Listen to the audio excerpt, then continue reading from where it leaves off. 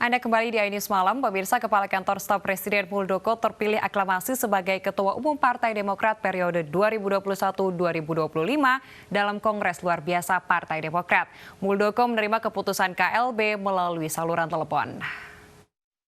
Kongres Luar Biasa Partai Demokrat menimbang dan seterusnya, mengingat dan seterusnya, memperhatikan, memutuskan, menetapkan pertama dari calon yang kedua tersebut atas voting berdiri, maka Pak Muldoko ditetapkan menjadi Ketua Umum Partai Demokrat periode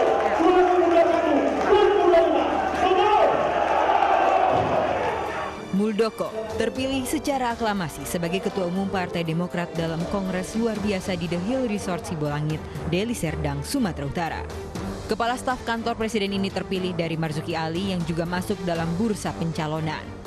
Tak lama, mantan Panglima TNI ini pun menyatakan kesediaannya melalui sambungan telepon. KLB ini sesuai dengan ADART iya, benar. atau tidak? Di ruangan ini kan. Sesuai. Apa gitu makanya di telepon. Yang kedua, saya ingin tahu keseriusan kalian memilih saya ke Partai Demokrat, serius atau tidak? Yang ketiga, Ini belum tahu Om. sejauh mana keseriusan saudara untuk bekerja atas nama integritas, Tanggal 7 nanti Om. menempatkan merah putih di atas kepentingan pribadi atau golongan? Iya atau tidak? Iya benar. Oke. Tadi kan ada ketok palu tuh Baik. mengenai pasal-pasal ini. Dan demikian, Mencabut apa yang dipecat. saya menghargai Iya, dan menghormati keputusan setuju atau saudara. tidak gitu. Untuk itu saya terima menjadi Ketua Umum Demokrat.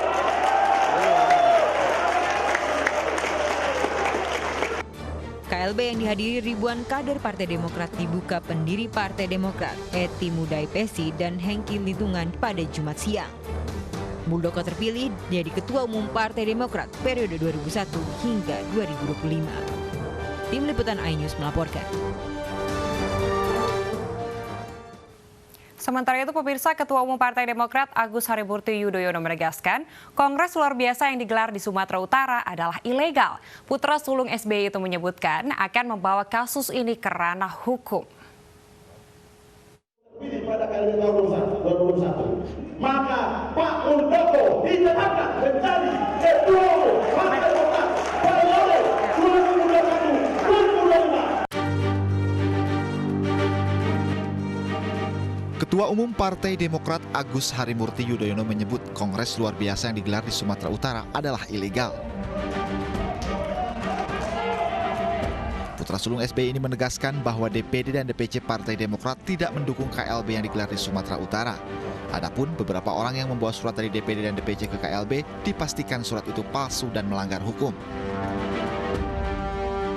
Selain itu, AHY pun menyinggung adanya sejumlah orang di luar Demokrat yang tiba-tiba menjadi anggota, bahkan mencalonkan sebagai ketua umum di partai berlambang Mercy ini. Tentu ini melecehkan administrasi, aturan, dan segala prinsip yang diyakini dan digunakan oleh Partai Demokrat selama ini. Demi ambisi pribadi, demi kepuasan politik semata, demi agenda yang kita tidak tahu sampai sejauh mana itu ia akan lakukan. Terkait KLB di Sumatera Utara, AHY meminta pemerintah khususnya Kementerian Hukum dan HAM untuk tidak mengakui kepengurusan hasil KLB di Sumatera Utara. Sebab menurut suami dari Anissa Pohan ini, KLB hanya bisa dilaksanakan jika sudah mendapat dukungan dan dihadiri oleh 2/3 ketua DPD dan setengah dari jumlah DPC Partai Demokrat. Tim Liputan iNews melaporkan.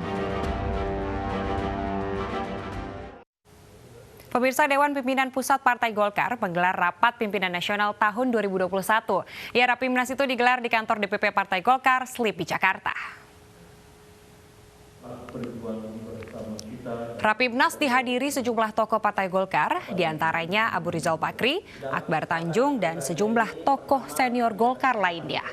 Dalam pidatonya, Ketua Umum Partai Golkar, Airlangga Hartarto menyampaikan mengenai optimisme Partai Golkar untuk menyapu bersih kemenangan baik pada Pileg, Pemilu, dan Pilpres 2024. Airlangga meminta seluruh kader Partai Golkar untuk mulai membangun strategi mulai saat ini.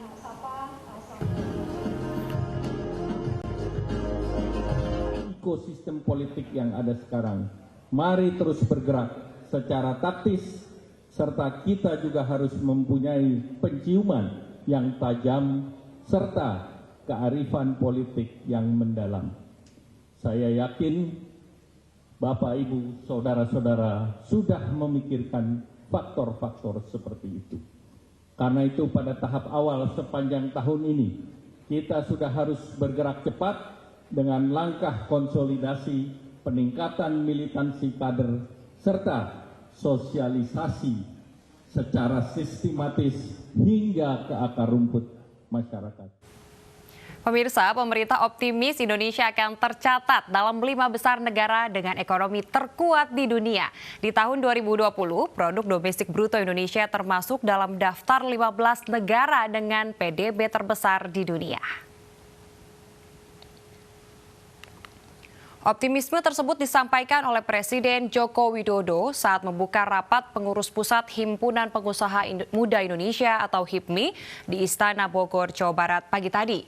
Sejumlah lembaga dunia memprediksi pertumbuhan ekonomi Indonesia akan melonjak hingga 5,5% meskipun di akhir kuartal 2020 lalu minus 2,9%.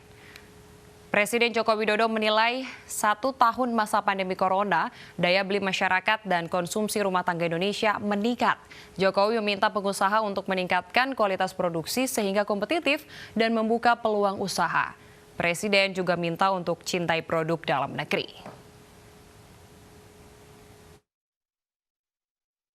Cinta terhadap produk Indonesia. Dan boleh saja kita ngomong tidak suka pada produk asing. Masa nggak boleh kita nggak suka? Kan boleh saja tidak suka pada produk asing. Itu aja rame. Ya, saya ngomong benci produk asing itu aja rame. Boleh kan kita tidak suka pada produk asing.